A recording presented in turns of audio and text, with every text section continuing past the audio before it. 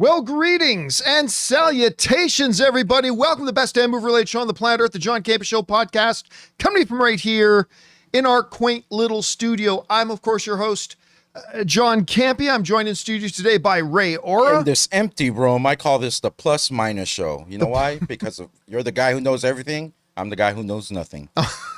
That's not true at all. You know the funny thing is, you always seem to know.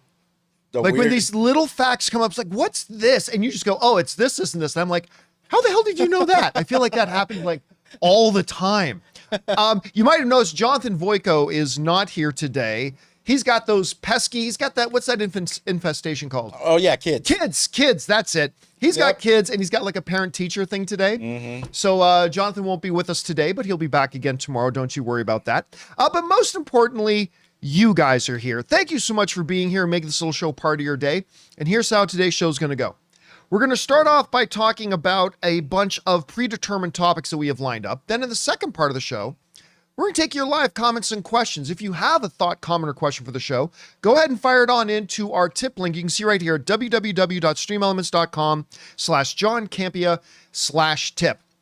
And as long as it's appropriate for us to address in the show, we will answer it at the second part of the show. Now, also, the good news about this tip link is that it works 24 hours a day, 7 days a week. So if you happen to be watching this show later on in the evening when we're not streaming live, don't worry, you can still participate. Just send on in your question anytime, 24/7. And if you send it in when we're not live, we'll just get around to answering it on the next episode. All right, guys. With that down, let's get things started here. We're going to talk about this. Penguin is coming out. Yep. I'm so excited for this show. We talked about it. It is now 1 week away. 1 week away from the debut of Penguin. I love Colin Farrell playing the Batman. And now this new series is starting. Playing the Penguin. What's that? Playing the Penguin. Playing the Penguin. There you go. I love him in this role. He was completely unrecognizable. And now he's back and the reviews are now coming in. Like this one from Variety saying Colin Farrell's The Penguin is a mesmerizing crime drama that moves beyond Batman. Get it? They said beyond. Is that a hint? Is that a hint? Come on. What's his name? Terry Showalter? Terry McGinnis. Terry McGinnis. But no, I doubt we're going to have a Terry McGinnis in this, but it moves beyond Batman TV review. As a matter of fact, they're not alone. The reviews, right now it's sitting at about 90%, and all the reviews are saying exactly what I was hoping to hear from this. As we jump over to Rotten Tomatoes, here's some of the reviews. Geek Nation wrote, Max's The Penguin is an enthralling, brutal, visceral crime saga and the best comic book television series adaptation of this century. Whoa. They say, all right. Loud and Clear Reviews writes, The Penguin breathes like the brooding love child of Chinatown and The Sopranos, cementing Colin Farrell's stamp on the title character. No one writes, The Penguin takes some time to differentiate itself from familiar crime drama archetypes, but eventually becomes an interesting character study for several of its characters within a city of corruption. Variety writes, again, as we just read in the headline, a masterful examination of criminality. The show is twisted, disturbing, and deeply enthralling. What's up? No, I want to hold you. Is this a review for the whole series? Did they see or is this like for the debut episode or something? That is a great question. I couldn't find anything. Now, normally they'll say the first 3 episodes are this. I haven't seen anything that says, so I'm just assuming they've seen the whole series. Which could mean there's not a lot of episodes. Do we know how many? I think there's 8. I could be mistaken. You can look that up as I keep reading the reviews here. Sorry. Awards Watch writes, in a series filled with spectacular performances, Kristen Milotti surpasses even the show's lead in a rigorous demand for your attention when she's on the screen and an intense desire for her when she isn't. Phantom Wire writes, The Penguin is exactly what fans needed. Colin Farrell is a tour de force, giving one of the greatest comic book performances of all time. Now, did you look up? 8 episodes. Indeed, 8 so episodes. I don't doubt that they may have gotten all the episodes. Yeah, so it would kind of make, again, we don't know for sure. We're not saying for fact that it got all of them, but it seems to make sense that they would. Anyway, man, if I wasn't already excited, because like I remember when they dropped the first trailer for this thing, I said like this feels like Sopranos. This doesn't feel like when they released the first couple of trailers, it's like this doesn't feel at all like a comic book show. This feels like The Godfather. It feels like Goodfellas. It feels like The Sopranos on an HBO level, and that's who's making this is HBO, and they are the best of the best when it comes to making television stuff. So considering that I already loved what I saw from him in The Batman, Yep. and now hearing all this feedback, Yep. I'll tell you what, this sounds really good to me. Look, it was hard for me to. He was the most memorable part of Batman, or one of the most memorable Right up parts there. in the Batman. It was hard for me to see that Colin Farrell messing this up. Like the only way this show would have failed to me would have been maybe a bad story or whatever. Because Colin Farrell, I believe that he was going to pull off this character in this series way before even I saw the first trailer, just from the Batman movie. Just from the bit we saw in the Batman. I'm amazed at how he's able to get this character out of that fat suit or whatever he's wearing. Like That's the amazing part, right? Because in Covered Up, there's been a couple of performances to me. Like when you look at Carl Urban in Judge Dredd, it's very, very difficult for an actor to really emote when they don't have full use of their face. Carl Urban in Judge Dredd, his face was covered, yet he found a way to do it. Colin Farrell, under all the prosthetics, under all the makeup, in the Batman at least, was able to fully emote and fully make us feel it. And it sounds like he does the same thing in the television series now. And it just makes me smile knowing what the report yesterday about him talking about the suit he was wearing and how miserable he was. Yeah, for those who missed it, we covered a story yesterday where Colin Farrell was saying, I don't know if I want to do season 2 because I did not have a good time because of the process of getting in the makeup. I just find it funny that maybe a lot of the times that we watched this series and he's angry, he really is He angry. probably is really angry being in that suit. Anyway, guys, the question is for you. What do you think about this? The reviews so far coming out for The Penguin, which drops at least the first episode 1 week from today. I don't know. I don't think they're dropping 2 episodes at once. I think it's just the first episode. I could not be more excited for it. What do you think about the reviews we're hearing from it? Whatever you guys think, jump down to the comment section below and let us know your thoughts. All right. With that down, guys, let's move over to this for a second here, shall we? There was a bit of drama in the world of movie releases because Wicked is coming. And I think a lot of people are sleeping on this movie. I think because Wicked is going to be one of those movies that I believe appeals to people far beyond this 5% bubble that we live in. You know, the 5% of us that make shows like this and watch shows like this. The other 95% of the movie audience, I'm telling you, is really excited about this. And I think everybody is underestimating how big this movie will be. I'm not saying it's going to be the biggest film of the year, but it's going to be big. But if you guys remember, it was originally scheduled to drop on the same day as Moana 2. They moved it up a few days, and now it's going to open on the same day as Gladiator 2. I think it'll be fine. It's in the Christmas season. It's going to do fine. Well, now they've moved the release date for Wicked 2. Because remember, Wicked 2 is coming out next year. They're coming out 1 year apart from each other. They shot them back to back. It's coming out 1 year apart. And it was supposed to drop on the same day as Zootopia 2. Well, now they decided to take the initiative and they've moved it instead up a few days. So now it'll release in front of Moana 2 on the date. This comes to us from Variety, who writes the following. Wicked 2 has changed its release date, bumping up 5 days to November 21st, 2025. The sequel was previously slated for November 26, 2025, which would have put it up against Disney's Zootopia 2. In July, the first Wicked underwent a very similar schedule change, moving from November 27th to the 22nd, after initially being planned for a Christmas opening. That shift put the movie musical ahead of Disney's Moana 2, but Wicked now shares the release date with Gladiator 2. You know, I remember we talked about this before, about with other movies, where if you've got two significant movies, opening on the same day. If you're going to be the one to move, the way to move is in front. You want to be the first one in theaters, right?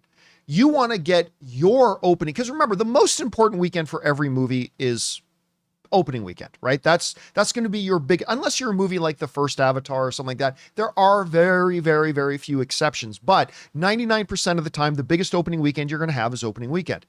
So what you would rather be is, I think, Wicked opening first and then have Moana open, having to open with Wicked still in its just in its second weekend, rather than have your opening weekend be the second weekend of Moana. I think you would rather have that first opening weekend. Now you might say, understand, but John, it's opening against Gladiator 2. They ain't going for the same audience. Yeah, but it's a little bit of an Oppenheimer situation And there. do you think it's coincidence that both moves were from competing against an animated film? Was that just coincidence? Yes and no. That's a great question. I think the answer is yes and no, because they're both of these movies are put right up going into the Christmas season.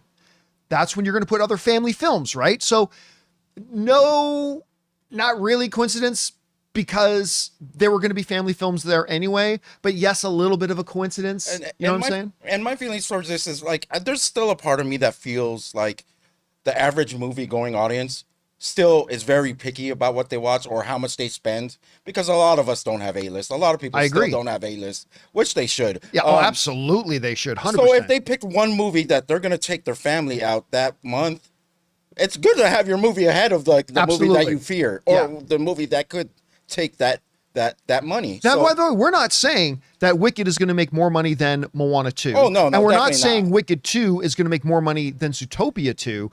But you're right. You'd rather get out first. Yeah, be the first option. And capture that. Yeah, be the first option for people. Yeah. Right.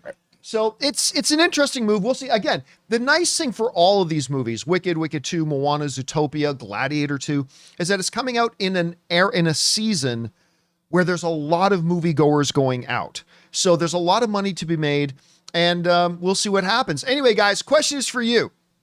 What do you think about this little move to move Wicked 2, just like they did for the first Wicked, up a few days to get ahead of it, the big animated feature that's coming out, in this case, Zootopia 2, like they did for Moana 2?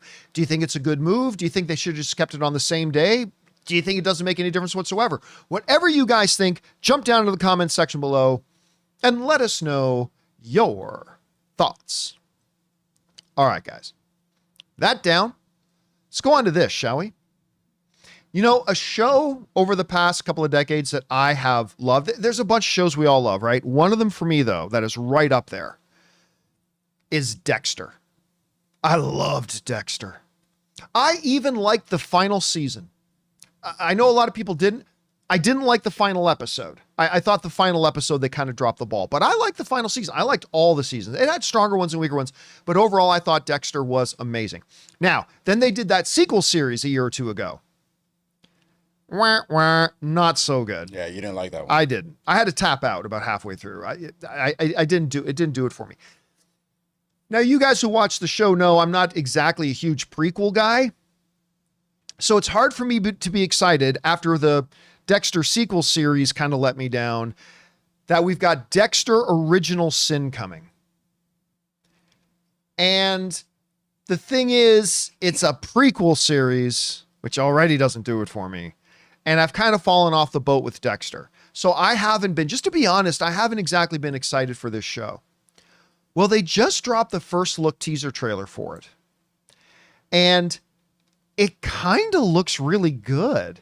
Here's the interesting thing. For those of you who watch Dexter, you got Christian Slater, who I really like. Christian Slater. I like him a lot. Mm-hmm. He's playing Harry, Dexter's adoptive dad. You've got Buffy is in it. Sarah Michelle Gellar. Oh, welcome back. Is in there. Looks like she's playing a cop. So I've always liked Sarah Michelle Gellar. Oh, yeah. I like her, and I really like her husband, Freddie. Oh, yeah. Freddie's great. Freddie's always been really nice to us. Freddie's amazing. I love Freddie. But I've always liked Sarah. And I got to tell you that I have not been, I'm not going to say I'm excited for it now. I'm not going to say I'm suddenly excited. But I did like the teaser. I thought it looked pretty good. The whole idea about, because listen, the original Dexter series did a lot of flashbacks, and really that's what this series is going to be. It's going to be flashback the series. Michael C. Hall is back, but he's not going to be in the show, but he's doing all the narration, the voice inside the head. So you got the original actor doing the narration, the voice inside Dexter's head. They got a kid who kind of looks like a younger Michael Hall. So that's fine. So, take it for what it's worth. I thought the trailer was okay. I believe that Patrick is that actor. Patrick Dempsey. Patrick Gibson.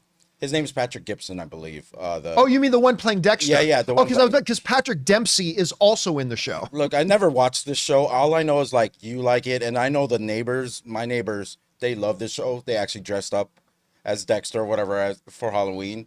I'm just interested in knowing what you saw in this trailer that actually got to you to like it. Was it the overall theme? Was it one moment in the trailer? Because you said the last thing that you watched from him really didn't hit. Did not do it for me. And that's hard to actually come back from sometimes. What was it? Especially because the main actor's not there anymore in this one. Right. I think what did it for me, like one of the best things for me about Dexter, I know for a lot of people was the fact that he's a serial killer. The fascinating part for me about the original Dexter was Harry's laws, right? The teaching he got from his adopted dad, because remember, Harry's this cop and he adopts this kid and then realizes from the kid's behavior, this is the behavior of a kid who eventually turns into a serial killer. Oh. So Harry then makes it his mission. Like, look, this kid's going to be a serial killer no matter what. So that's crazy. It's my job. Like, so Harry goes, like what you learned in the original series, Harry's job is to make sure you only kill bad people. And here's how to make sure you never get caught. Here's all the ways you need to do it to make sure you never get caught. So Dexter was inevitably every episode because he's not a cop, but he works for the police department. He finds somebody who's a very bad person. And then he kind of stalks them out, and every episode kind of ends the same. He captures them, drugs them. They wake up on a table naked, wrapped in layers and layers of saran wrap so they can't move. Okay. In a completely covered white room, and Dexter then butchers them and kills them.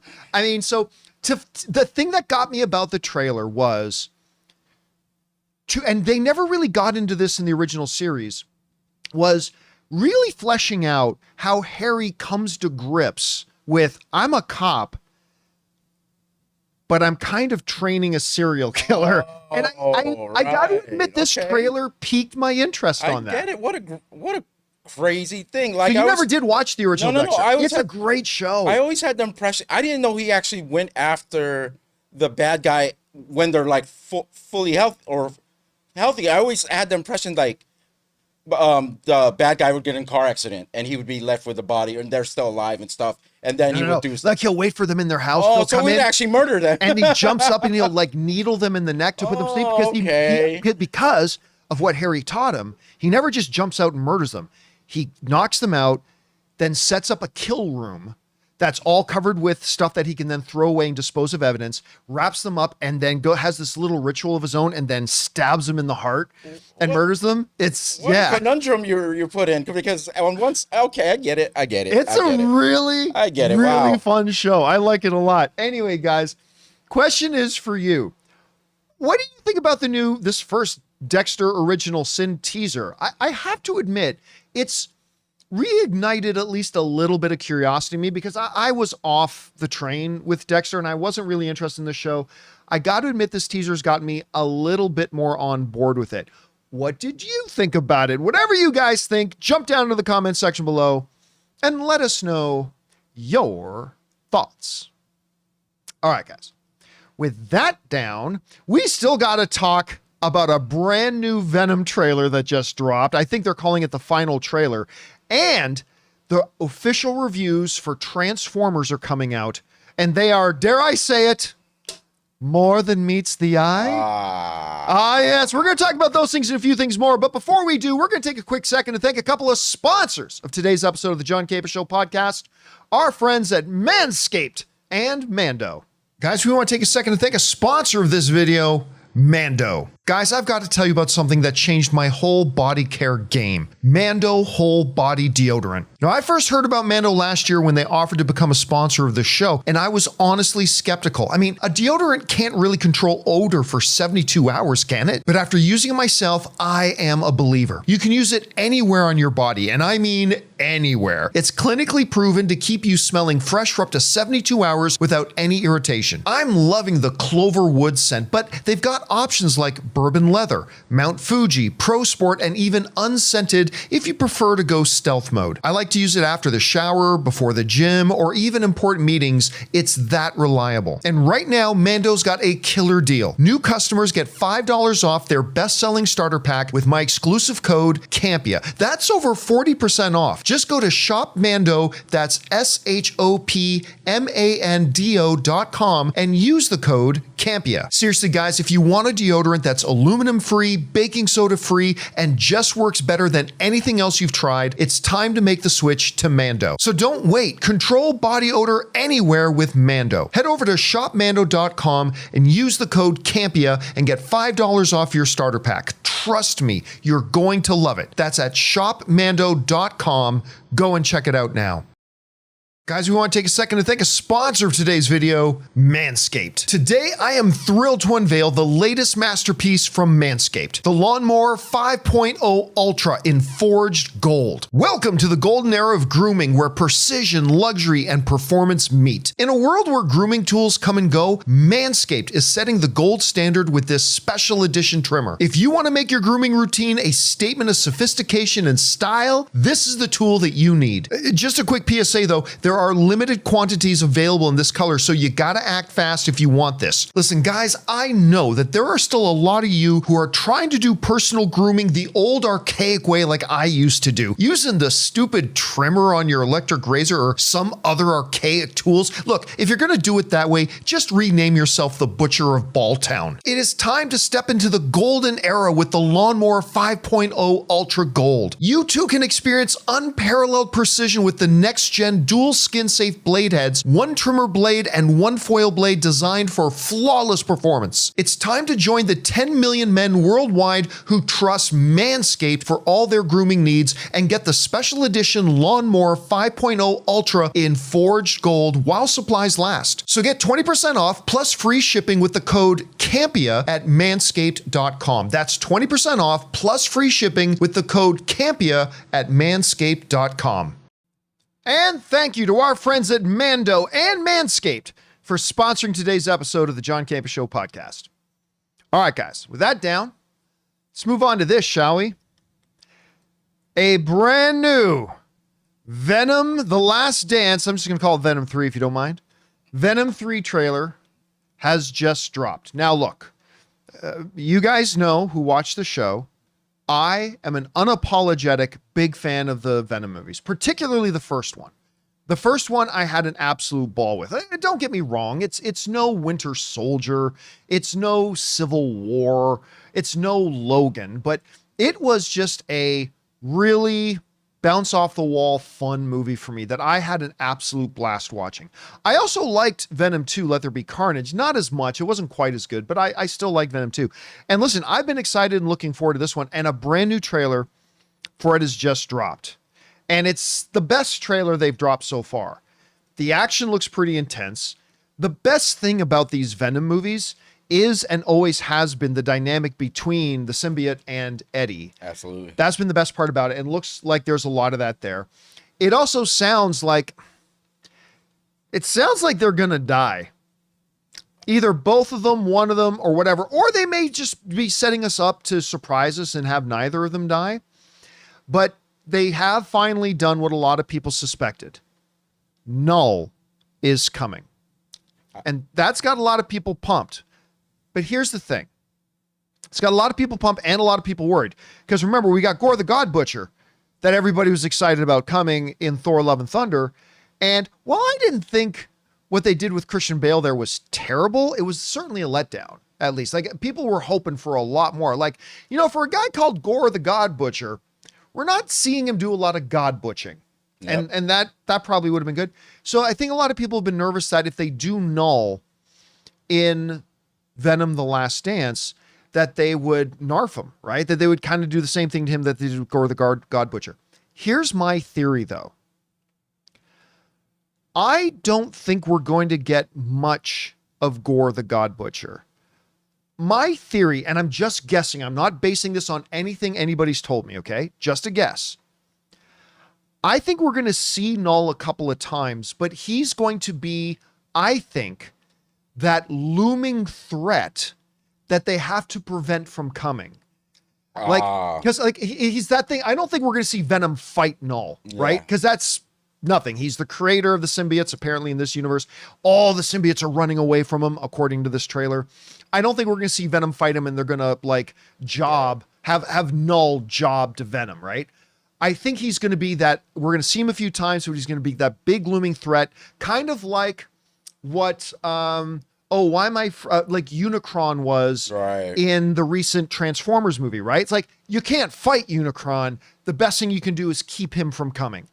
And my guess is that's what they're going to do with Knull. And that's probably the best thing for them to do, because unless you're bringing in Celestials and unless you're bringing in all these other type of major heavy hitters, you can't just have Venom fighting Knull. So right? Knull is like the Ender, like he's like the big baddie of the Venom universe, or the character. He's the god of the symbiotes. Okay. And technically speaking, you know how in Thor: Love and Thunder, Gore the God Butcher got that sword that could kill gods? In the comics, not in the movies. In the comics, Knull made that sword. Oh, okay. This sword that could kill gods, right? Look, this movie to me, it's almost like Deadpool and Wolverine. I think the villain's really taking the back seat. It's all about the two, the symbiote and Tom Hardy or Eddie. Yeah. And they're just one last adventure filled with hijinks and like it looks emotional too. Some fun, some destruction, and whatever happens at the end, I don't know yet. So it looks like we're getting ready for a ride like that, like the Deadpool Wolverine ride. And I gotta say, y'all know I'm a big Vegas guy. Ann and I go to Vegas 6, 7, 8 times a year. We love going to Vegas. And seeing that a lot of this movie is actually going to take place in Vegas kind of has a special place in my heart. But here's the other thing. Ann and her family. Her mom. It's in our blood, baby. Her brother. We're number 2 on the list. Your other sister. Yeah. And their mom. Yeah. They've gotten into this routine, this little tradition in the last month or two. Yeah. That like once a week. Ann's mom has always loved going to the casino. Ann and your dad. Your mom and your dad always used to go to the casino, I used right? to, on the, like the last months of his life, like every weekend, I would take them to the local casino, like on Sunday. Yeah. You know, just and so they can take enjoy. You to Vegas as kids and stuff like that. But I was never into it. And then a month or two ago, Ann and her sister and her brother and her mom, about once a week, started going to some of the local casinos just to go play slot machines, right? And we go see my dad because he's on the way. Yeah, you go stop at your dad's grave to visit your dad's grave. And then we go there. And then they go to the casino and they go and play slot machines. And so this end scene in the trailer was like, he's playing the slot machines like, Eddie, it's like all of my problems are going away. Yeah. It's like something so like lately, that one scene has described my older sister, Olive, lately. Because she has had a bad streak that she is actually asking money. I hate to put her on the spot, but I hate to say this too.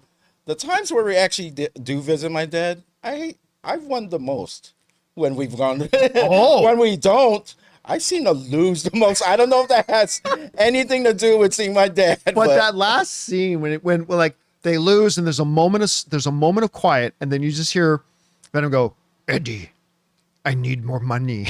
That's exactly. But that's conversations your sister Ann has had with me once or twice. It's like, because I don't really play slots, I'll go play poker. Yeah. And so like I'll win at poker and I'll come back up some money. So Ann will just come up to me, baby, I need more money. Oh, she is Venom. Like, Venom. Your mom has suckered me too. Oh yeah, well yeah. But that's mom's. You know what your mom did? That's mom's, baby. You know what my mother-in-law did? No, true story. Here we go. True story. So I had a particularly good day at the poker room, right? Yeah, and we took my mom out because it was my dad's. What was it? It was your dad's birthday, right? Yeah. So we went out as a family, had dinner at the casino and stuff like that and whatever. So I had a particularly good day. So I'm like, oh, I took out $100. I gave it to Ann. I said, here, you go play slots with that. And I took out $100 and I gave it to your mom. I said, yeah, I had a good day at poker. Here, go play slots, right? Uh-huh. So both of them win. But Ann comes back to me and Ann's like, hey, I won $200 or $300. Here's your $100 back. I'm like, thank you, baby. And then I'm like, how did your mom do? Oh, she goes, oh, mom won big. Did mom come back to give me my $100 back? No. Oh, no. No. There she was in her little slow walk, little Filipino slow walking away. She won once and she snagged your 100. She took my 100 winnings. She stopped playing and just started hovering behind me and gave me all the bad luck I needed. And so anyway, that scene at the end of the trailer. That's like any Filipino at the casino. Filipino at the casino. It's like, Eddie, it's making all of my problems go away. Exactly. So be careful, everyone. If you're just have fun. It's what it was just fun and funny. But this looks good. It's open. It does look good. October 25th. We've been on this ride. I didn't like the second one as much as the first one. I think the first one has more rewatchability for me. I agree. Yeah. Let's end it off on a high note. I don't know where this is going or what their plans are, but Last Dance does seem to refer to the last one. Or they're doing that to lead us to believe that that's what they're doing. Because they even had that moment in the trailer where she goes, as long as you two are together, the world's going to end. So it's like, oh, something's got to happen. But considering the character and the dynamic, we could also see it as maybe it ends with the symbiote looking for another host or whatever. Maybe another maybe a franchise. Peter Parker. Who knows? But maybe this Peter is Parker in that universe. I might bet that this is Tom Hardy's last time with Venom. I think you're right. I think this is Tom Hardy's last one. I mean, I hope not. I hope something happens and he goes to the MCU. I don't think that's going to happen, but I agree. I think that's probably the last ride for him. Anyway, guys, question is for you. What did you think of the new Venom trailer? I know there's some of you that are still pretty skeptical about it, and I understand that. I completely do. For me, I'm really kind of excited about it. October 25th for me can't get here soon enough. I'm excited to go on this Last Dance. Whatever you guys think, jump down to the comment section below and let us know your thoughts. All right, guys. With that down, let's move on to this, shall we? The first reviews, the official reviews for Transformers 1 are now out, and they're great. The last I checked, Transformers 1 was sitting at a 92%. Now, it may have gone a little bit up or a little bit down since then. Maybe it's like 85 now, or maybe it's like 93 now, but whatever. Last I checked, it was at 92%. Now, I remember I mentioned to you guys, they first announced Transformers 1 2 CinemaCons ago. And all they showed to us at 2 CinemaCons ago was an image, like one image of Cybertron. That was it.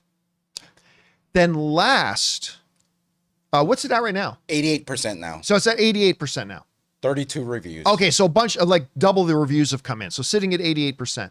We're still good. So then at this past CinemaCon in April, they showed us a big presentation of it. And I was pretty skeptical about a Transformers 1 animated thing going into it. But if you guys remember, I came out of CinemaCon going, guys, this looks way better than I thought it was going to. And don't forget, they gave us glasses to wear for that part, too. Oh, the 3D stuff. Yeah, I have no plans to watch it in 3D. I know, but I just wanted to make note that was one of their points of saying that, hey, like the 3D stuff is cool. Look how it looks, right? And that's for I hate 3D, but for 3D it looked all right. But I remember I came out of it and said, guys, I think this actually looks pretty good. And sure enough, then they put out the first trailer and it didn't win a lot of people over. But the first trailer wasn't what they showed us at CinemaCon. Then they put out a second trailer around Comic-Con that was much more in line with what they showed us at CinemaCon. So they put out the Comic-Con trailer and all of a sudden everybody's like, oh, this doesn't look bad. Then they played it at that animation film festival and a lot of people loved it. Well, now we are getting reviews like Transformers 1. This is from Deadline. Transformers 1 review. Toy Story 4 director Josh Clooney constructs a genuinely moving robot tragedy. I love that. But there are also a bunch of other reviews that have come out. Let's go over and take a look at a couple of these reviews for Transformers 1. They go like this. The San Francisco Chronicle wrote, even if you don't care 2 cans of WD-40 about the origin story, its themes of friendship and underdog heroism, along with a visually impressive design and clean storytelling, form a truly appealing film. Now, Screen Crush didn't like it as much. They wrote, after decades of experience with the Transformers in various forms, I have come to the following conclusion. They make better toys than movies. Oh. And listen, I don't necessarily disagree with that sentiment. But it feels like that's someone who's been hurt by Transformers way too many times. And we have been hurt by Transformers. Way too many times. All right, IGN also didn't like it. And they wrote, Transformers 1 is mostly content with half-hearted puns and barely legible Cybertonian battles that could have used some major transforming before rolling out. I got their thing. Now, Zach Pope did like it and wrote, wow, Transformers 1 is the best Transformers movie. There's a lot of people that are saying that. High octane action, hilarious, and most importantly, emotionally deep with its thematics on friendship and its layers on social hierarchy, brings to life some eye-opening pieces to the Transformers universe. Comicbook.com also liked it. They wrote, if this is the future of Transformers franchise, then Autobot and Decepticon fans have a bright future to look forward to indeed.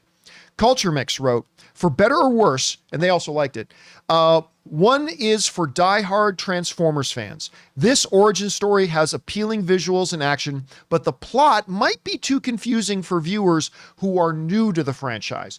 So it sounds, and listen, that's consistent with what they told us at CinemaCon. They said, we really made this one with Transformers lovers in mind. Oh, okay. So it might, for brand newcomers, from what I'm hearing, it might be a little too inside baseball. But I mean, for me, it's going to be right up my alley. The Movie Podcast wrote, Transformers 1 is the biggest surprise of the year and exactly the spark the Transformers series needed.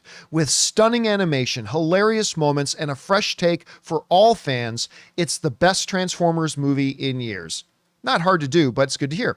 Shifter wrote, at its core, this is really a coming-of-age adventure story where the best friends turn sworn enemies go down a journey of self-discovery, and you best believe Transformers 1 is an adventure worth going on. Alonzo over at the Film Verdict didn't like it. He wrote, fills in the backstory for the legendary robots in disguise, but there's little here for viewers who come in with no investment in this universe, which is exactly what somebody else said, right? They said, this is great, unless you're not somebody who knows a lot about Transformers, cinematic or otherwise. South China Morning Post wrote, Transformers 1 brims with energy, color, humor, and a surprising amount of metal-on-metal violence, and is at a scale that feels better suited to a show originally conceived as an elaborate toy commercial. I love that. Superhero Hype likes it, and they write, whoever wrote the first act may be, and it is, the moment the lead robots gain the ability to transform and level up is calculated to kick your inner, oh my God, it's Optimus Prime, I love him, into gear. Our friend Jermaine over at IO9 writes, Transformers 1 easily wipes away the bad taste 20 years of live-action Transformers may have left for some. It's big, it's beautiful, and it's arguably the best Transformers movie ever. Wow. Karen M. Peterson over at Awards Watch writes, Transformers 1 channels the joy that first brought audiences to this universe back in the 1980s and proves there are still good stories left to tell. The Deadline Hollywood wrote, Transformers 1 returns to the property's pure animated roots, yet the story has more humanity than the films that co-star human actors, and ultimately makes you feel the operatic tragedy of Megatron. And it just goes on. Like you see all the positive ones. Joe Blow wrote, easily the best Transformers movie ever made. Nerdist wrote, a fun reminder of why we all like the robots who were more than meets the eye in the first place. It doesn't touch the artistic crossover heights of the Spider-Verse or Mutant Mayhem, but that doesn't mean it isn't pretty darn great. And it just went on. Like, this is no one ever expected the Transformers 1 to come out with 100%. But all this stuff is exactly what I wanted to hear.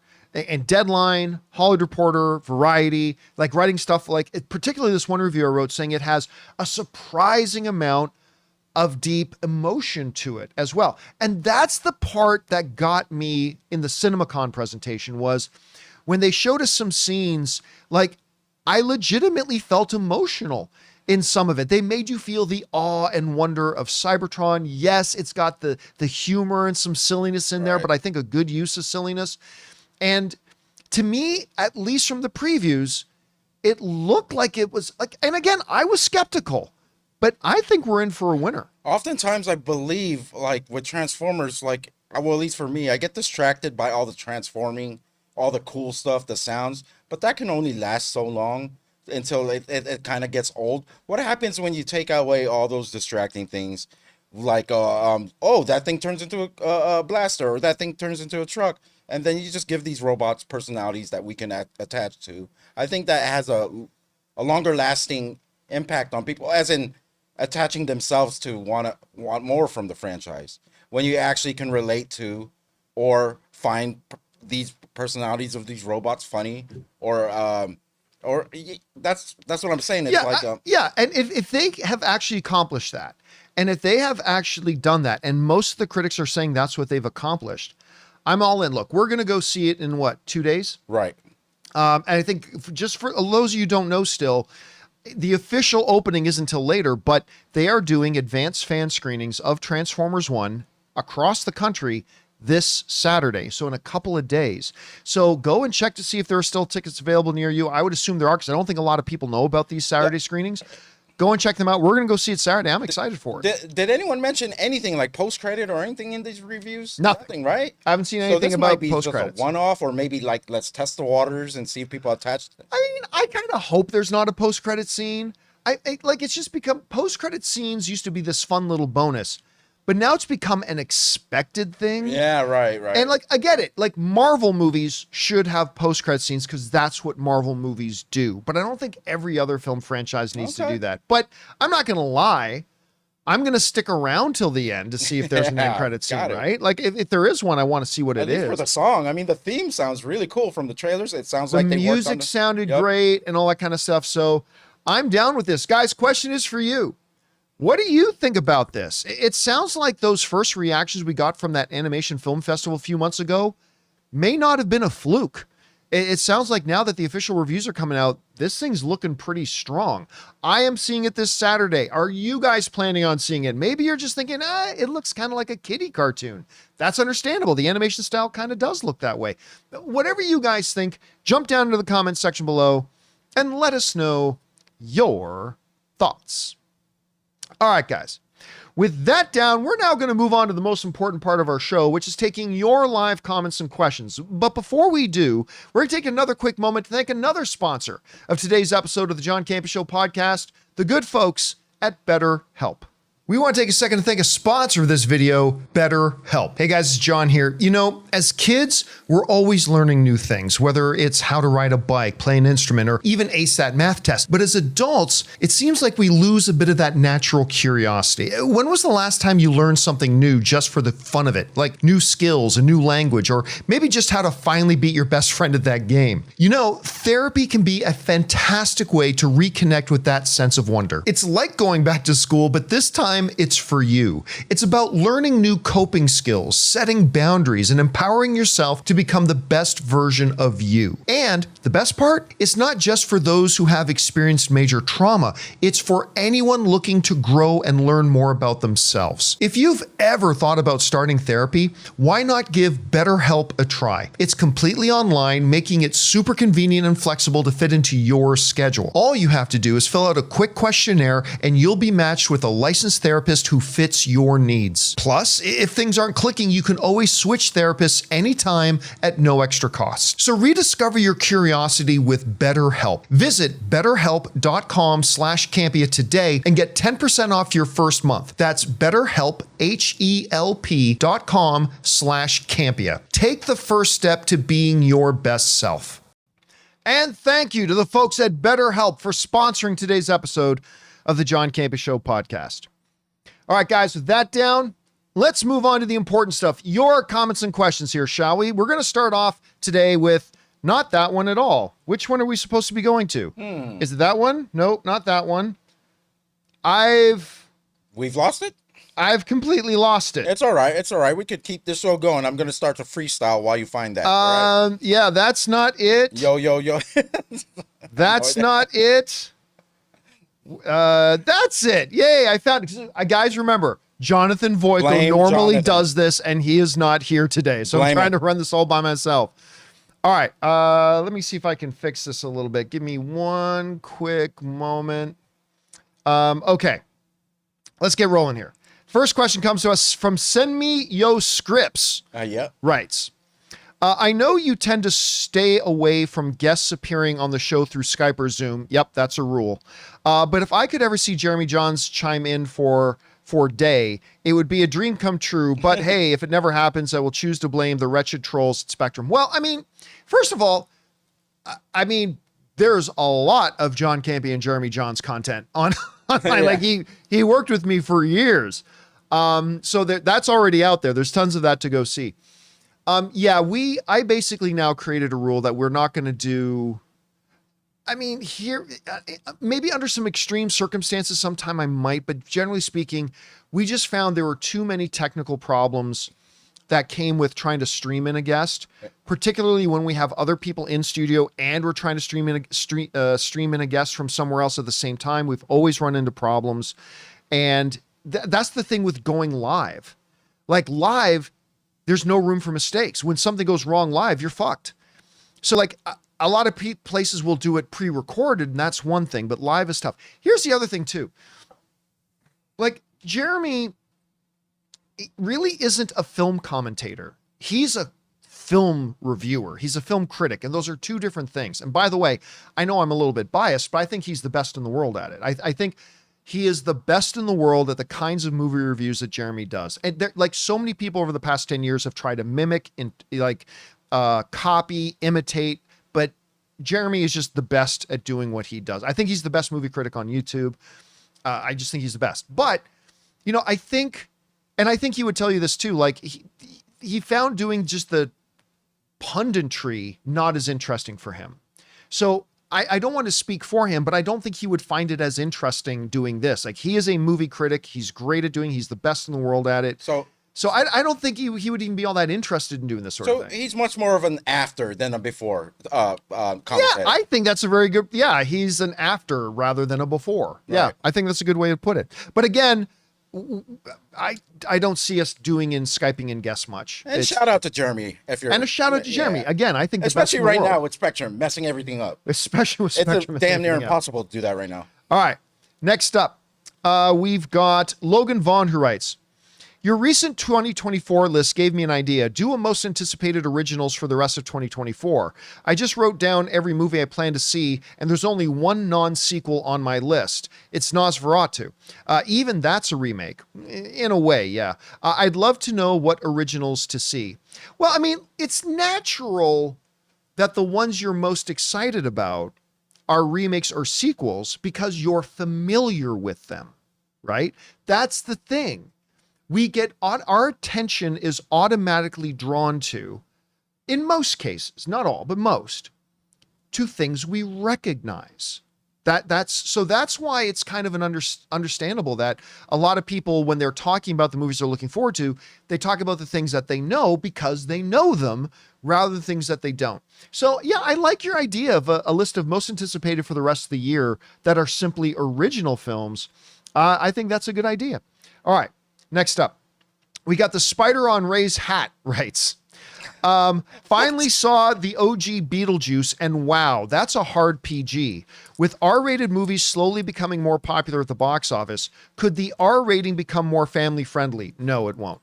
In the next 40 years, similar to how today's PG is not as intense as the 1980s PG. Now, somebody correct me where I'm wrong. There's a spider on my head? But the difference is, we didn't always have PG-13. PG-13 got made because there were PG films that were a lot more hard than some other PG films. And thus we got PG-13. Now, I am not a historian when it comes to the MPAA and when they brought in their rating systems and everything, but my guess would be if the original Beetlejuice was PG, my guess is they didn't really have PG-13 worked out yet. And if the original Beetlejuice came out today, it would probably have been a PG-13. But no, do I see a time that R becomes family friendly? I don't see that happening. I just don't see that happening. All right. Next up, Rev Matt writes, "Hey, John, I wrote in yesterday about Reboot. That's a Canadian animated show from like 30 years ago, which got me to thinking about Canadian productions. Some of them were great and made the crossover to the US, while others were super cheesy and kind of notoriously bad. CRTC stuff. I have no idea what that is. Some of these shows gave some A-list celebrities their start. Example, Ryan Gosling in Breaker High, Drake and Degrassi, The Next Generation.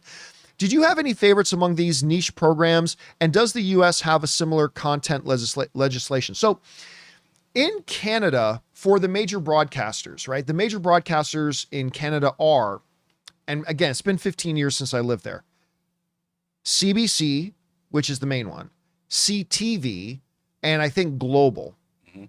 There might be others there too. Now, Canada has a law, or at least did, which said if you want to use Canadian Airways, a certain percentage of your airtime has to be dedicated to Canadian content.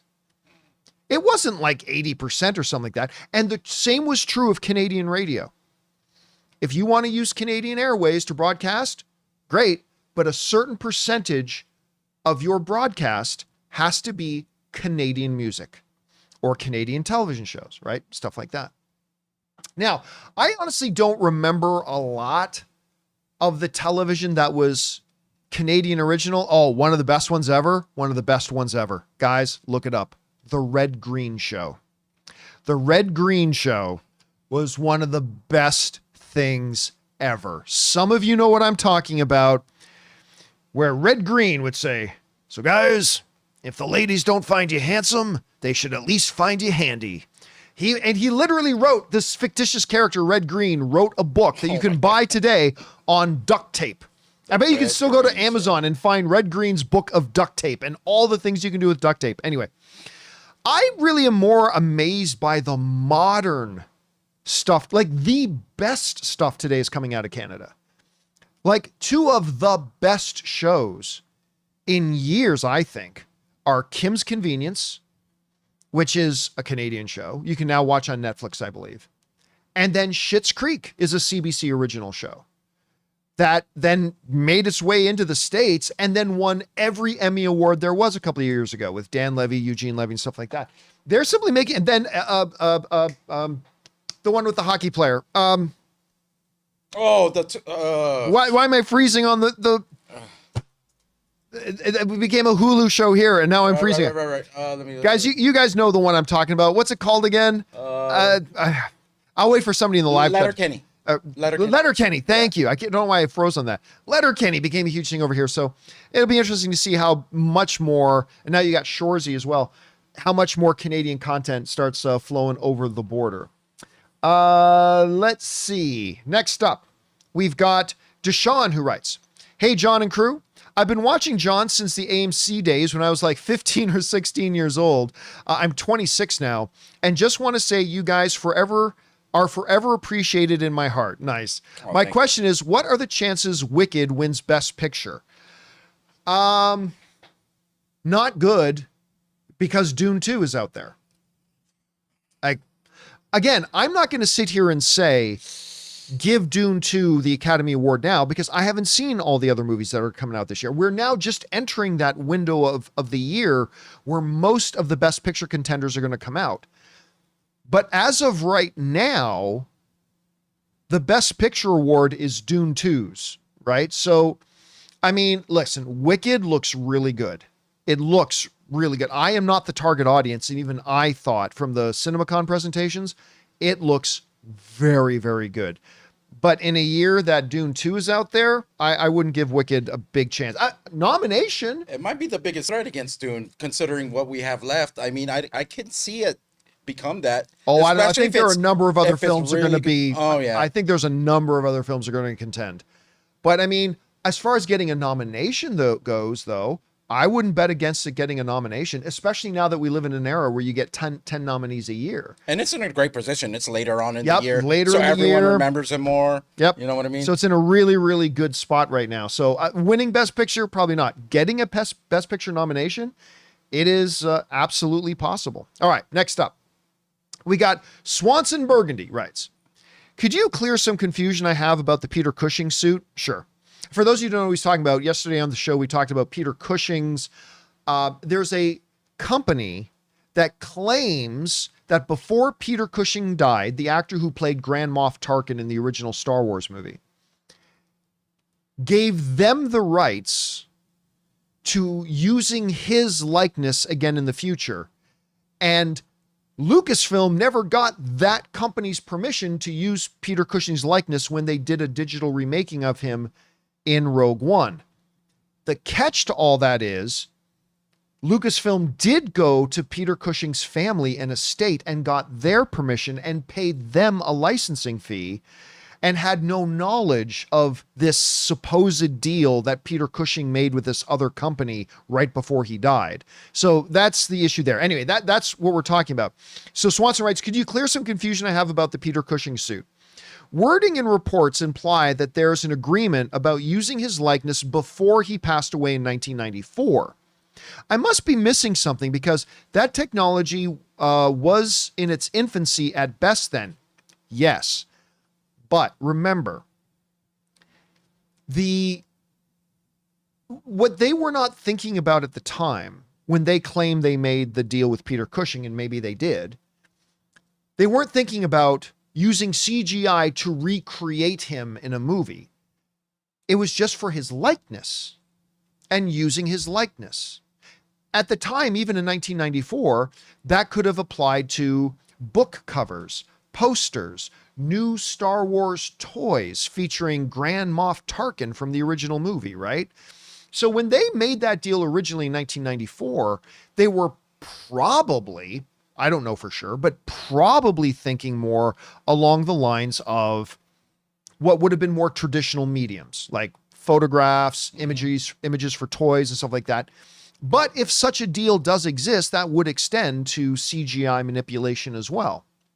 The problem they're going to have in court is that Lucasfilm did what you're supposed to do. They went to the estate. They went to the family. They got their permission.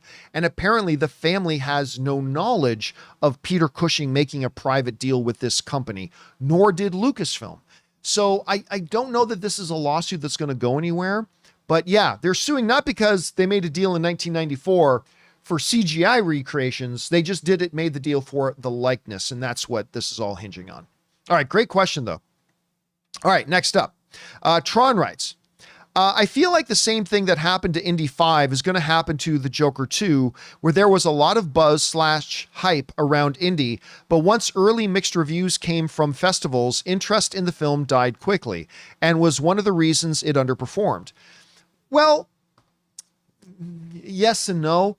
The thing about this, though, is that everybody forgets the first Joker movie also had very mixed reviews.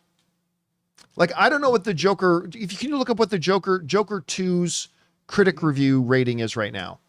The last time I checked, it was at 60%. 62%. And it's gone up. Okay, so Joker 2 is at 62%. Joker 1 was at 69. There's only a 7% difference. Right? And so it basically had the same critical mixed response. It's a movie. I love the original Joker, but it's not for everybody. Neither is this one. Look, I've said, and everybody disagreed with me, and that's fine. But from the beginning, I said Joker 2 is not going to be $1 billion film. Because yes, the first one made $1 billion, but not everybody loved it. I did. I'm sure a lot of you did, but there was a lot of people who didn't love it. And so I've said it's going to not have as good of a box office as the first one did. Because it's going to simply lose the people who were in the first one and didn't like it, right? that's that factor, right? They're not going to come Yeah. back and watch this one if they didn't like. Well, how- the initial novelty of a Joker with Joaquin Phoenix Right. is now done. The novelty of that's over. And I think they're going to make a great movie, and I think it's going to do well.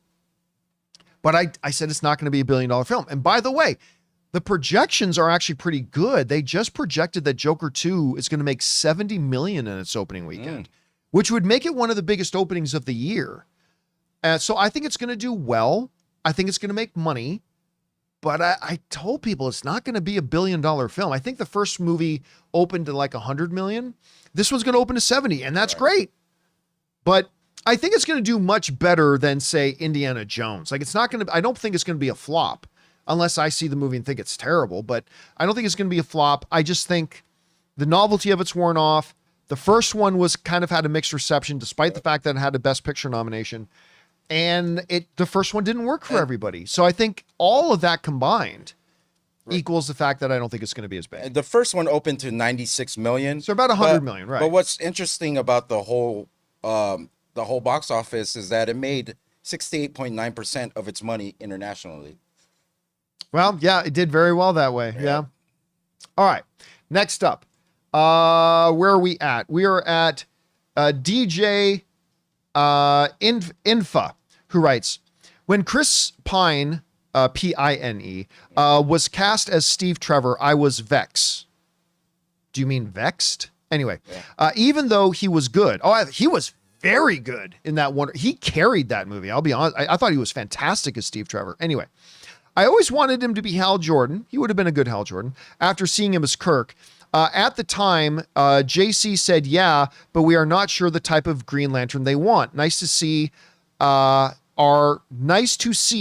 now on the same page. JC. Well, I'm not really on the same page. I mean, look, in theory, on a blank white page, Chris Pine playing Steve Trevor. Yeah. Nice pick. But again, it would all depend on what kind of Steve Trevor or Hal Jordan, I should say, they're going for. Now that we know what kind of Hal Jordan they're going for, which is an older, slightly older, more experienced, maybe a little more grizzled Hal Jordan in the Green Lantern Corps. Now that we've got a little bit of a picture of that, now we can kind of say with a little bit more focus about what actors we could see being good fits for that. So yes, with a little bit of an explanation of knowing what kind of Green Lantern they're looking for, now we can kind of start to fit actors that. And I do think Chris Pine would be a good fit for that. All right. Next up, DJ Infa also writes in again and says, hold on a second, just let me get this a little bit more in frame. There we go. DJ Infa says, just for fun, Glenn Powell and Harrison Ford both go for the same role in a movie.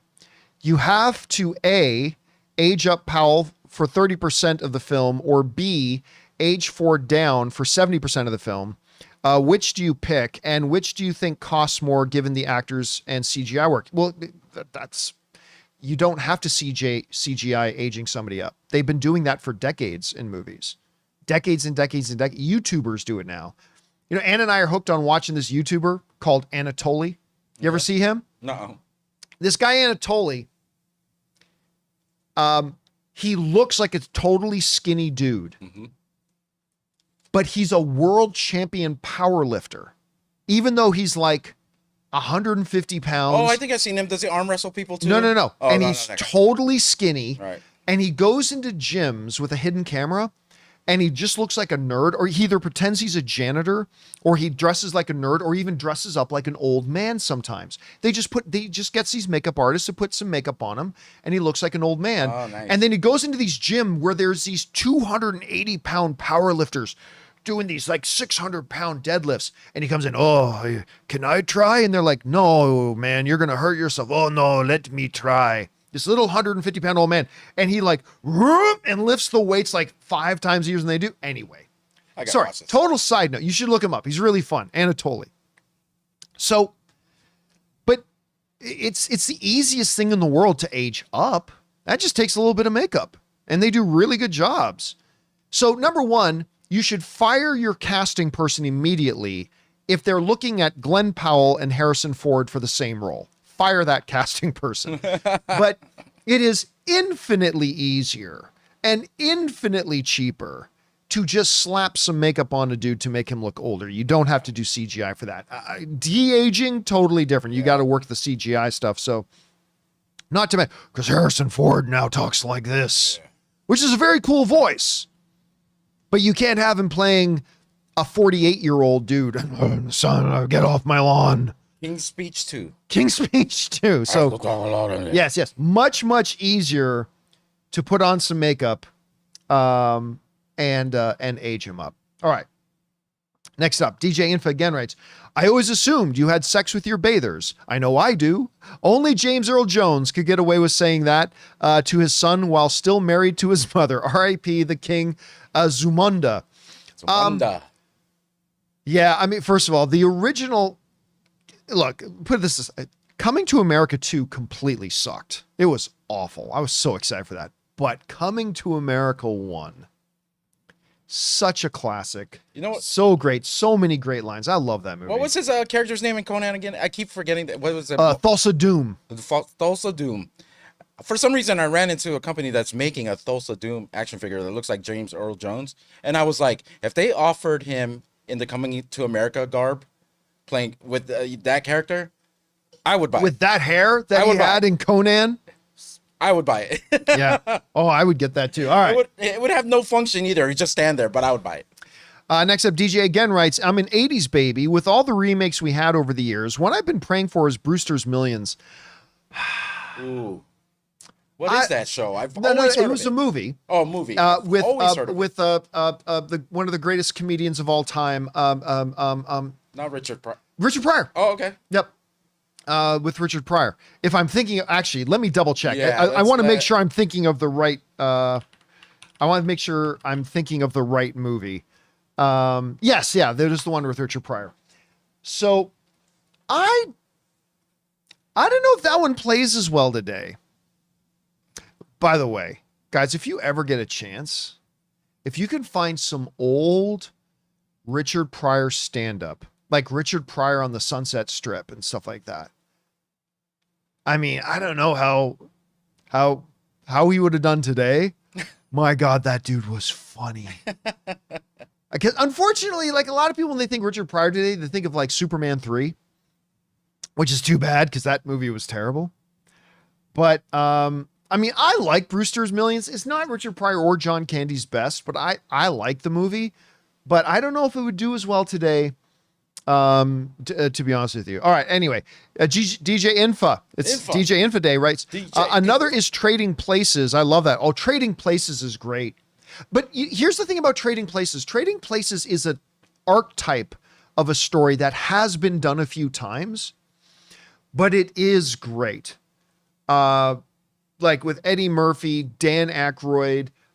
It's a great little movie. By the way, if any of you guys have not seen Trading Places, go watch it. And not only do I pretty much guarantee you're going to have a good time watching it, I also pretty much guarantee you're probably going to have about 2, 3, or 4 movies that cross your mind that go, oh my God, all these other movies just totally ripped off this movie. Like you're going to see the influence. If you haven't seen Trading Places before, when you watch it for the first time, you are going to recognize how many other films have borrowed from it. It's actually kind of funny. All right, next up. Gator writes, I think film fandom is less toxic now than ever before. You are very, very wrong about that. That's not an opinion. You're 1000% wrong about that. Remember the MCU versus DCEU days? Yes, I do, very much. Anyone remember when both Batman vs. Superman and Civil War came out in 2016? Or when Last Jedi was in theaters? You couldn't go on the internet. I feel like online fandom has matured. No, it hasn't. It hasn't. Because here's the thing. Back in the Marvel fanboys versus DC fanboys days, it often got quite immature, yes. But it rarely devolved to the type of cancer that you have today online. Yes, the Batman vs. Superman Civil War But even back then, a lot of that wasn't fun. Did it sometimes get a little bit dark? Yes, it did. And it was frustrating as a film fan, as a film critic, to see like people choosing corporate masters. It's like, oh yes, the Marvel brand is my master. Oh, the DC brand is my master. I must hate whatever is not that. But today, it's devolved lower. It's become cancerous. It's become basically like verbal violence in many ways. It's become oppressive. And so I will say that no. And listen, as somebody who my day is receiving literally thousands of messages, either through my comment sections on my social media, directly messaging me and stuff like that. And as somebody whose job it is to monitor the online movie sphere, the online fandom, not all fans clearly, but the darker parts of online fandom back in 2015, 2016, the really darkest, most cancerous, diseased-filled parts of it were kind of very much tucked away in a bit of a corner. Through certain instances in our society that have happened over the past decade or so, those cancerous, disease-filled, darkest corners have now been allowed to become mainstream. And yeah, I am very, very sorry to tell you, online fandom is not a safer or nicer or kinder or fun place to be anymore. There's a lot more going out than coming in. Like, yeah. I mean, there's a lot of people talking and less listening, I think. It's just, there's no compromise ever. I mean, some people are afraid to go on social media just to say they like something because people will find any reason to make them think that. Okay, here's the thing. Back in that day that they're talking about, you couldn't get online and talk about how much you like a DC movie without 50 people coming and say DC sucks. Today, though, you can't get online and say I like this movie without people coming and personally attacking you yourself. Yeah. And that's part of the how it's devolved. Yeah. And yeah, it's unfortunate. Nerds and geeks used to be looked at as this kind of like these quirky kind of little losers off in the corner. Today, nerd and geek culture is looked at as a awful, dark, terrible, mean-spirited, it's a lot, like oppressive group. We're not looked at as the fun little nerds anymore. We're looked at as a very dark group now because of certain influences that are in our circles. Like if I say I love Xbox or whatever, the Xbox sucks. It's a lot easier to say laugh off Xbox than, oh, go kill yourself, something like that. You know what I mean? Yeah. That's what it's. You could talk about the property. I'll always listen and I'll always take you, but like when you start talking about the person itself, that's it's pointless. It's pointless. All right, next up, we've got DJ Infa writes. Damn, DJ. I love and miss courtroom drama. I'm a sucker for courtroom dramas, which is part of the reason why I'm looking forward to this new Matlock show. I like the real courtroom shows. Oh, you like the real, like Judge courtroom. Judy, People's Court. I hate that stuff. I love it. I'm going to attack you now. No, but I like courtroom dramas. I do very much. But anyway, he says, if you was in charge at WB, would you sign off on a remake of a classic courtroom film with a Gotham skin on it? No, I wouldn't. Harvey Dent as the lead / hero, no Batman. Maybe later in Matt's or Gunn's films, they can have the same actor becomes Two-Face. No, I would. Because what's the point? If you're not going to make a Batman film, what's the point of doing Batman? See, something like the Penguin is coming out of this very rooted, real feeling Batman world and universe that Matt Reeves has created. It started with Batman. Like, if you want to do a great courtroom drama, then just do a great courtroom drama. Don't say this is in the same world as Green Lantern. Because what's the point of it at that point? So no, I wouldn't do that personally. Again, not that I don't want great genre blending. I do, but I don't see the point of taking like, oh, what was I don't know, A Few Good Men. Right. And putting it in the Batman world. Like, I don't see the point of doing that personally. but that's just me. And plus, Batman has never really been known for the courtroom stuff. I mean, I would rather see a show based on Wayne Enterprises, how that runs. That would make more sense to me than like a courtroom. Like, maybe I didn't watch enough Batman to know if there's a courtroom. There was a lot of courtroom stuff in the animated series. I don't know. All right. Next up, we have Julia Goodwin who writes, "Hey John, just a small follow-up, and I get it if you haven't yet, but did you end up watching, I'm not even going to try to pronounce that because I'll just get it wrong, Story of One Sky Music on, no, I have not. I don't, I'll be honest with you, I'm sorry, I don't remember. We get like 50 to 70 viewer questions a day. I apologize, I don't remember that one, so no, I have not seen that." Matthew writes, "Hey John, long-time listener, first-time tipper." Thank you, Matthew. Appreciate that for both. "I know The Rock is playing a live-action Maui, but I think Jason Momoa would be a great choice too." No, I don't see it. Especially after seeing him sing in that T-Mobile commercial with Zach Braff and Donald Faison. I love Zach Braff and Donald Faison. I love those commercials. No, I don't see it. I can see it. And It's Momoa, way different. Momoa is also slimmed down. Yeah. I mean, literally, Maui was based on The Rock. His movement, his dialogue, his inflection, everything was kind of built around Dwayne Johnson. There literally is nobody better to play this role than Dwayne Johnson. Not to mention, he's about twice the size of Momoa. I can't wait to see the first shots of it. I'm excited about, look, I am more excited for Moana 2, but, and I acknowledge that the Moana live action could go very badly. There's a million ways it could go south. 100%, I totally agree. It could be a disaster. That said, I'm kind of excited to see it. Because if they really go full in with the atmosphere of the Moana, it's going to be a beautiful, beautiful sight to see. Like, especially just because the island? Also, like, to see the animal characters.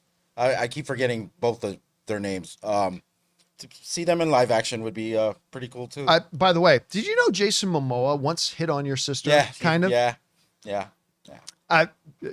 For those of you who don't know, this. First of all, I love Jason. Jason is great. But we were at the world premiere for Jason Momoa's Conan movie. Oh no! And we went to the premiere. And then we go to the after party. And Anne, of course, and Anne, as she does all the time, she looked totally beautiful, whatever. And we're standing in line at the buffet, because at all these after parties, there's always all these buffets.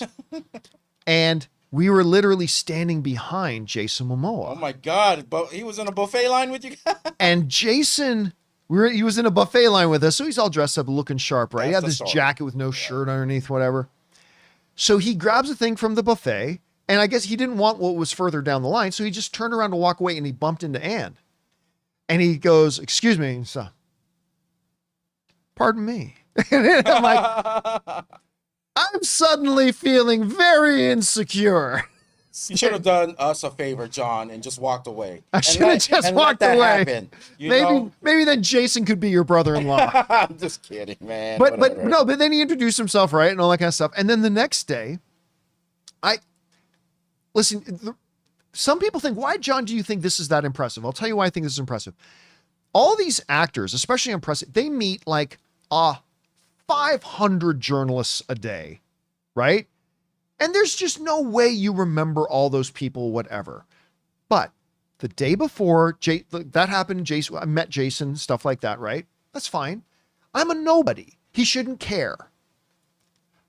And this has happened a couple of times. But then the next day, I walk into the room to do an interview with him. He goes, "John." I'm like, "Hey, Jason." Just the fact that he was meeting a nobody, some peasant, and introduced himself and bothered to actually pay attention and listen. And he didn't know I was a journalist at the time. So the next day when I walk into the interview room to talk to him, and he goes, "John." And I've had a couple of experiences like that. It always leaves an impression on me when these people who meet like 500 people show that they actually when they introduce themselves to somebody or they meet somebody, they're actually paying attention. And I was totally impressed with Jason. Like he's, and I hung out with him a little bit. Totally, really super nice guy. I really like him. Believe it or not, there's a lot more appreciative actors of their life than a lot of people think. You know what I mean? That's a person who appreciates what he's given, so he pays attention. I mean, it goes down to who the person is. Or yeah. All right. Next up. Let's see. Anonymous writes, finally got around to seeing Alien Romulus. While I was unfortunately disappointed in the movie overall, David Johnson as Andy was phenomenal. One of my favorite performances of the year so far. Listen, I personally had a ball with the movie. I think the movie's really wonderful, but got to agree with you on that, dude. Because if I remember right, that's when we came out of Alien Romulus. You had a good time with it too. But the very first thing you talked about when we walked out of that movie was David's performance. What's his name? Playing Andy. You loved it. And from the very beginning, he sort of creeped me out, and they sort of never had to tell anybody that he was an android. I got it. Like, that's how well he played it. If there's any award you could give this, I guess he's a young fella. Give it to him, man. He was the standout. And the award for best young fella. The best android. The best android performance. Spoiler. Yeah, he was great. All right. Next up, we've got Scooby Drool, who sends in like a $25 tip. Thank you, Scooby, for supporting us on that level, man. Scooby Drool? Yeah, Scooby Drool. DJ Scooby Drool. He writes, one of two, hi, John and happy crew. I heard about a year ago a sequel to I Am Legend is being made with Michael B. Jordan and Will Smith returning. I'm not sure that's still happening, to be honest with you. How many times have we heard about that? I'm not sure that it's not happening. I'm just saying I'm not sure it is happening still. But at any rate, if it's true, then how will the issue of Will Smith's character, spoiler, Dr. Neville, back from the dead? In the first I Am Legend, Dr. Robert Neville sacrificed himself so Anna and young Ethan could escape. How will this be handled? Will they re-release I Am Legend, but with the alternate ending where Dr. Neville survives with Anna and young Ethan? I think they said when the first rumors and reports of this came out, I think they established and said outright that they would be going with the alternate ending, that he actually lives at the end of that. Now, again, that being said, there's something in the back of my head telling me that they aren't making the movie anymore, which I don't know for a fact. Maybe they are. I'm just saying I don't know if this thing is still happening. It's not the right time for me, at least. When you got the Quiet Place series and stuff like that, and then the 28 Days Later, that coming back and stuff. You got to find a good place when you release like a sort of outbreak zombie movie. But you know what? You got Will Smith and Michael B. Jordan. I'll never doubt them. So I don't know, but I haven't heard anything about this movie. We've reported this 1,000 times over the past couple of years and seen no movement. So I don't know. Yeah, and guys, completely correct me if I'm wrong on this, because I could be, because my sense of like dates and time. I think all of this was before the slap. No, definitely. It wasn't before the slap? I'm pretty sure, yeah. I think it was before the slap, and maybe the slappening might have had a part of change. Again, all I know... This was definitely before the slap. And listen, there are a million movies that get planned that then never actually get made. And again, maybe they are still going to make it. I don't know. I got a question for you. Without attaching Will Smith or anybody, just the franchise itself, would you like to see either a I Am Legend movie just based on what we saw from the first one? No. You don't think that idea is going to... I don't think it works today. Okay. Yeah, I honestly don't think it works as well today. But again, if they did make it with a Michael B. Jordan and a Will Smith, I mean, it could have some success, but I don't think that it would do all that well. All right. Anonymous writes, over under 35%. If DC Studios is at New York Comic-Con, they will premiere John Murphy's score for Superman. His scores for Sunshine and 28 Days Later are some of my favorites, and I think Superman's has potential to reach the heights of Zimmer and Williams. I'm going to go under 35%, unless it was being composed by Hans Zimmer or John Williams, who are two of the only household name composers. I don't know that they'll do that. I don't even know if they're going to do anything with Superman at New York City Comic Con. I'm not saying they won't. I just don't know. But as far as them debuting a piece of music at it, I'm not going to say 0, but I'll go under 35%. I would rather them attach a snippet of it with the trailer or footage rather than just releasing it before on its own. I think it has more impact, and then you release the song or like the track afterwards. All right. Next up, we've got Matan writes, to clarify the Scorsese piled cracked pot thing I said yesterday, in the past, studios and directors, including Disney, use their big films to fund small films. They still do. You would think that Disney would use the Marvel money to fund more artistic films. We'll get to that in a second. And I feel that Searchlight isn't used to their fullest potential. Not that Poor Things earned $100 million. Disney can't survive only on blockbusters. Actually, you can. You can't survive on billion-dollar films. You 100% can. But overall, in the past few years, Disney needs to have better balance between blockbusters and non-blockbusters like other studios and do riskier small films. I mean, look, in principle, what you're saying is true. Studios make bigger movies so they can make smaller movies. They'll make sequels so they can make originals, right? But while Marvel is under the Disney umbrella, Marvel does not make their movies with Pixar money. They are still a company. Marvel and Marvel Pictures and Marvel Studios is still a company. They are under another company, yes. They have bosses, yes. But for the sake of accounting and stuff like that, Marvel money doesn't go to Pixar, and Marvel money doesn't go to Star Wars, and Marvel money doesn't go to Searchlight, and Marvel money doesn't go to Hulu unless you're doing a Marvel show. Marvel's finances and revenue finance Marvel. And profits, yes, do then get funneled back to the company, but each branch and each wing has their own individual operating budget. So it's not as simple as, well, this Star Wars movie made $1 billion. They should take the money from Lucasfilm, and no, the money that Lucasfilm makes primarily will now fund Lucasfilm, primarily. But so again, it's just a little bit more complex than that. Now, going back to the other thing, Disney can't survive on blockbusters alone. 1,000% you can. You can survive on just billion-dollar films. You would have to make 1,000 hit indie films to equal the profits of one, sort of thing. So you can do that. But in principle, yes, the whole idea for most of the studios is you need to, you can't just make, say, sequels, because sequels come from original films. So you need to constantly be making new original material. You absolutely have to be doing that. It's like a good sports team, right? Yeah, you win 3 championships in a row. Good.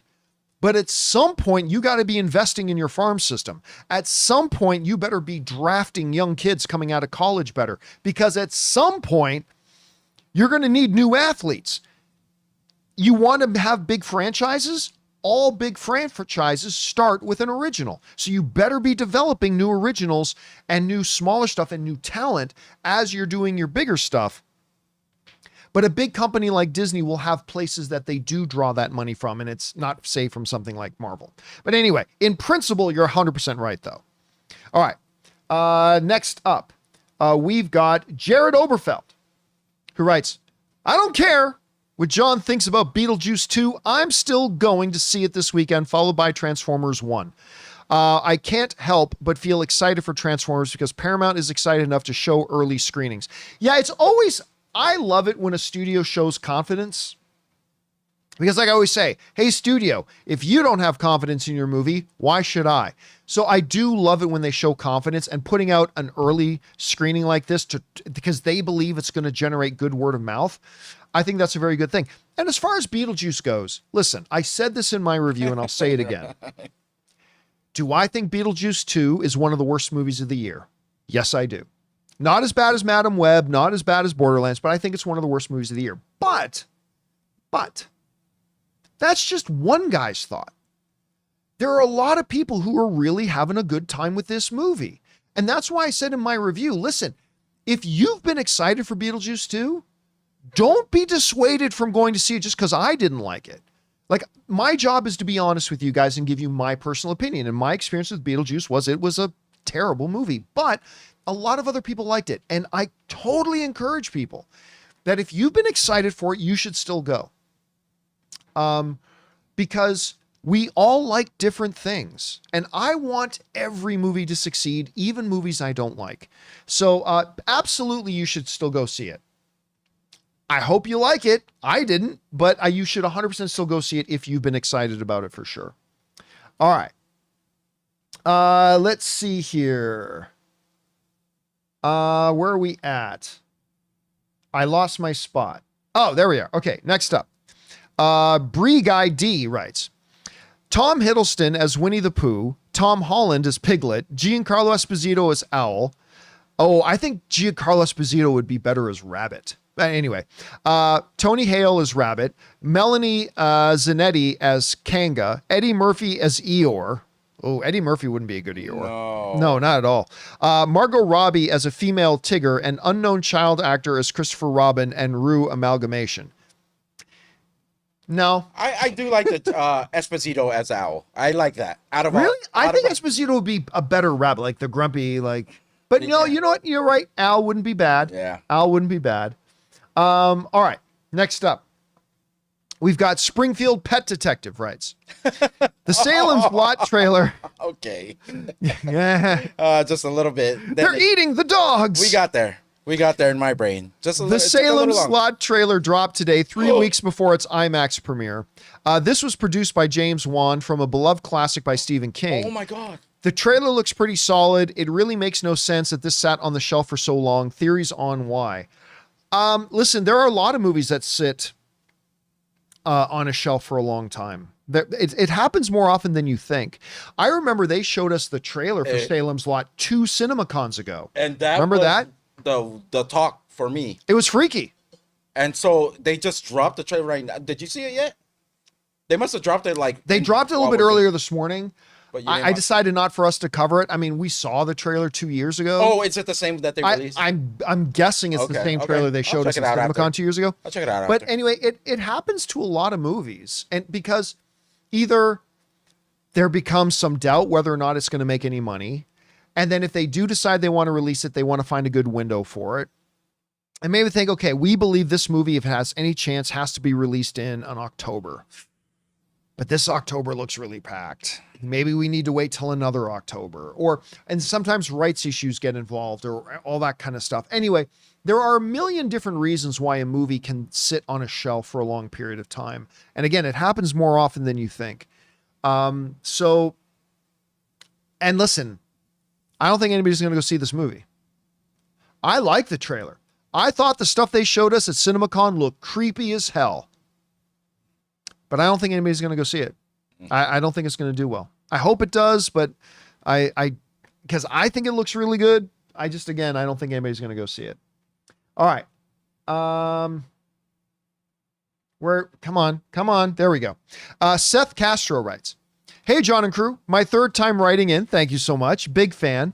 Just wanted to say last night I went to go see Beetlejuice and the Venom 3 trailer played a day early. Ooh, I thought they actually put that in theaters the day before. That's pretty cool. They played the trailer a day early. Isn't that cool? That's very cool. I feel like I'm one of the first people who saw it on the big screen. You know what? I'm glad you brought that up, Seth, because with the way the world is today, because remember, there was a time not long ago, we talk about it in my documentary, Movie Trailers, A Love Story. Go to Amazon today and get it. 3 of them.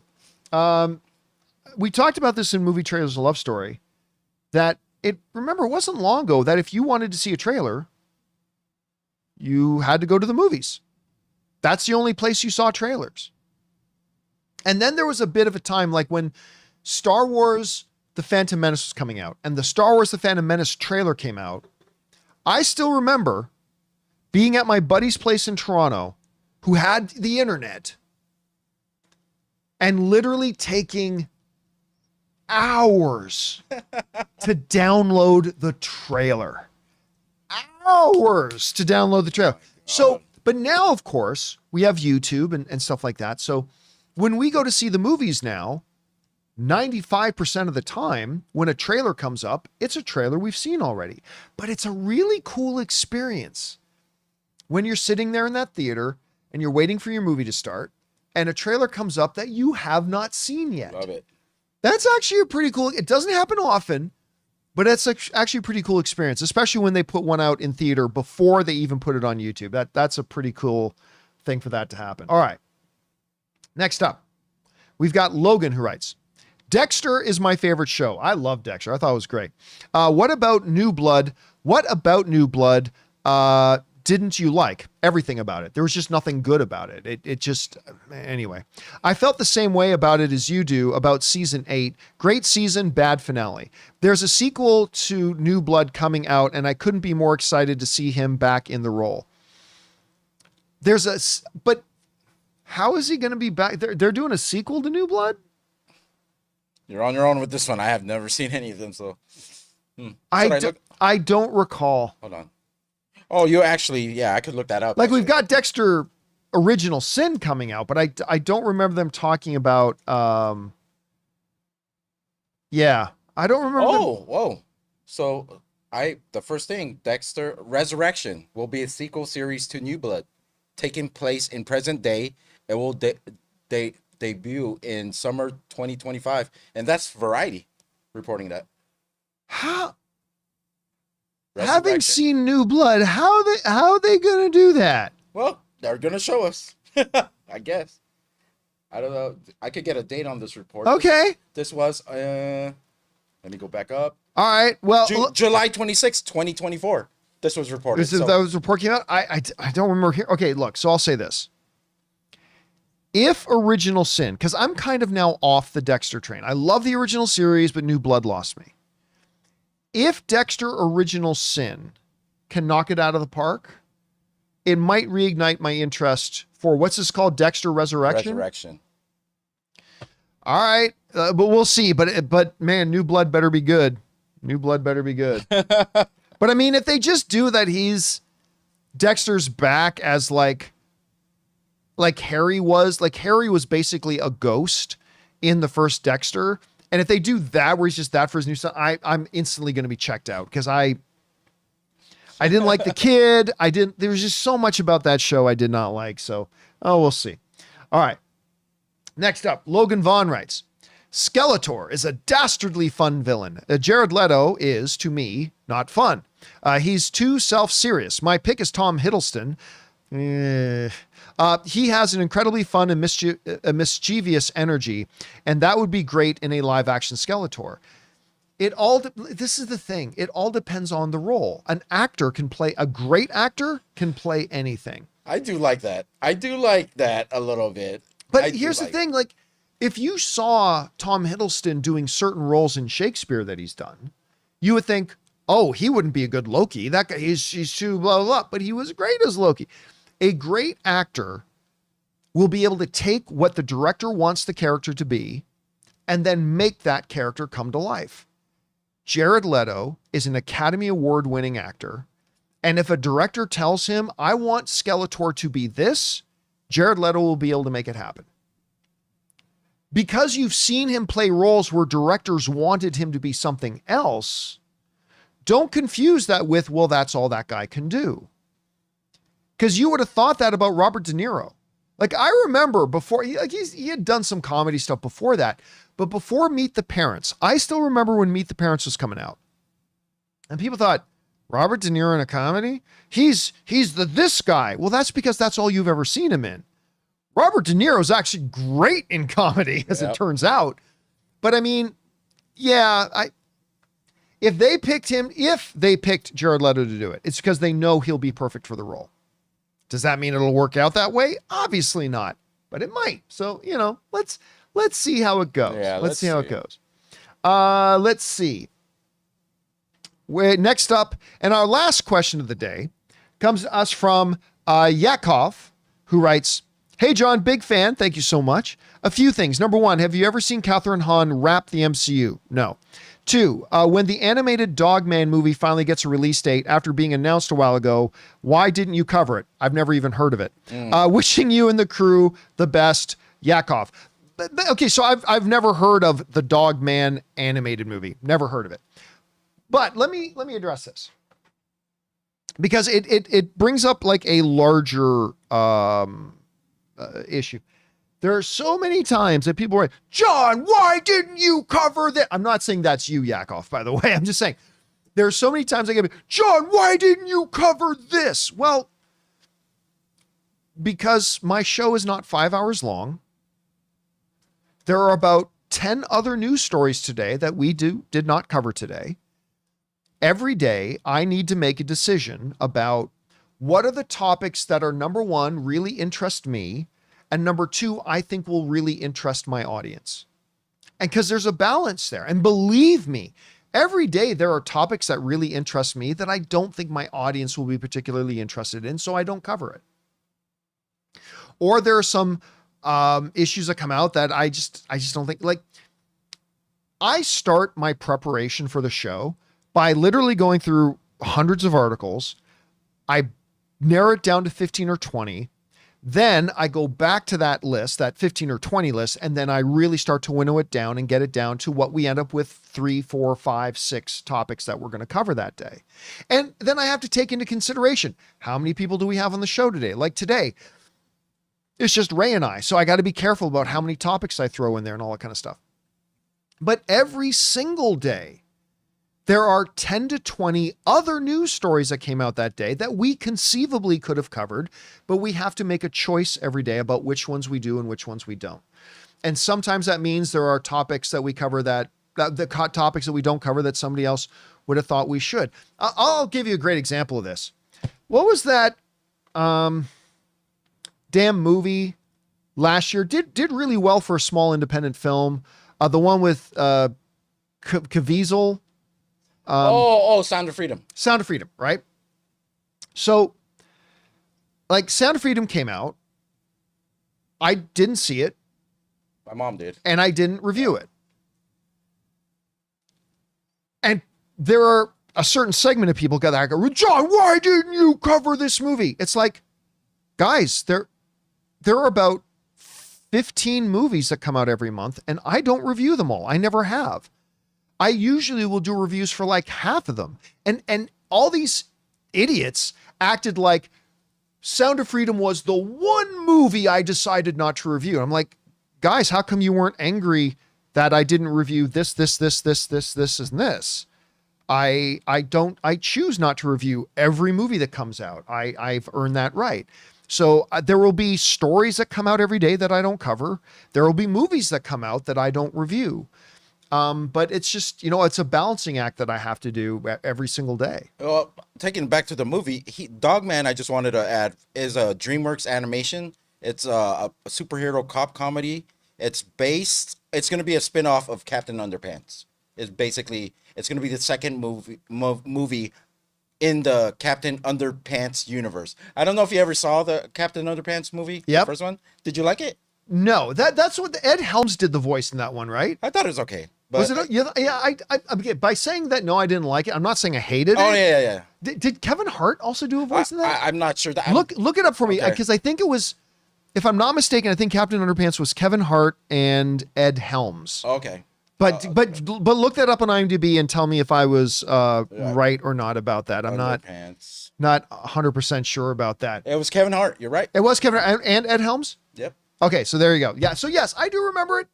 So it's a follow-up spin-off to Captain Underpants. Yeah, it's just Dogman. I mean, if it has a dog in it, of course I'm going to watch the Then trailer. you're going to watch it. Yeah. And all right, guys, that'll do it for today's installment of the John Campea Show podcast. Thank you so much for being here and making this little show part of your day. Big special thank you to all you guys who sent in questions. Number one, because you gave us great fun things to talk about. But number two, you supported this channel as you did it, and all of us involved with the show. Thank you guys so very much for your support. I want to thank Ray Ora. See you guys later tomorrow. Thank you again, guys, for everything. My name's John Campea, and until next time, my friends, bye-bye.